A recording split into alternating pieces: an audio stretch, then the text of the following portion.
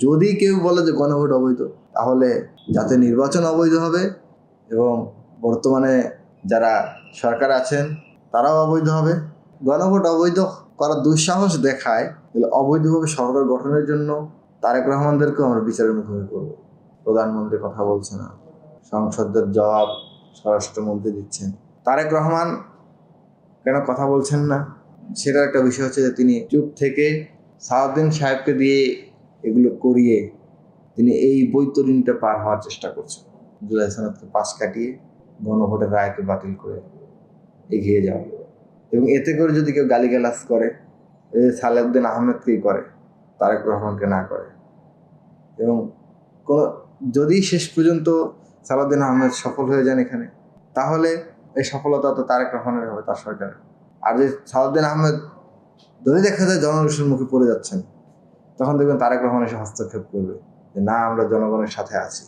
খুনি হাসিনা যেটা করতো, ছাত্রলীগ খুন করতো, গুম করতো, হাসিনা যে খুন হওয়া পরিবারের অভিভাবকদের যার সন্তান খুন হয়েছে সেই পিতাকে ডেকে এনে 1 লাখ টাকার একটা চেক ধরাই দিত, যে বুকে জড়াই দিত।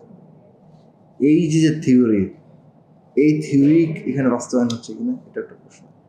দেখুন, গণভোট এবং জাতীয় নির্বাচন একই দিনে, একই সময়ে, একই নির্বাচন কমিশনের অধীনে, একই নির্বাচনী আইনে, একই সংবিধানের উপরে, একই ব্যালটে, একই ব্যালট বক্সে অনুষ্ঠিত হয়েছে। সুতরাং একটা অর্ধেক বৈধ অর্ধেক অবৈধ হবে, এটার কোনো সুযোগ নেই। যদি কেউ বলে যে গণভোট অবৈধ, তাহলে জাতীয় নির্বাচন অবৈধ হবে এবং বর্তমানে যারা সরকার আছেন তারাও অবৈধ হবে। যদি গণভোট অবৈধ করার দুঃসাহস দেখায়, তাহলে অবৈধভাবে সরকার গঠনের জন্য তারেক রহমানদেরকেও আমরা বিচারের মুখোমুখি করবো।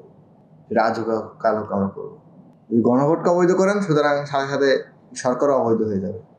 সরকার যদি অবৈধ হয়ে যায়, তারপরে তারা যদি অবৈধভাবে ক্ষমতা দখল করে রাখে, তাহলে আমরা এই বাংলাদেশের মাটিতে তাদেরকে বিচারের মুখোমুখি করবো, অবৈধভাবে রাষ্ট্র ক্ষমতা কুক্ষিগত করে রাখা। সেই জন্য তারেক রহমান সাহেবদেরকে আমরা প্রস্তুত থাকার জন্য আহ্বান জানাচ্ছি।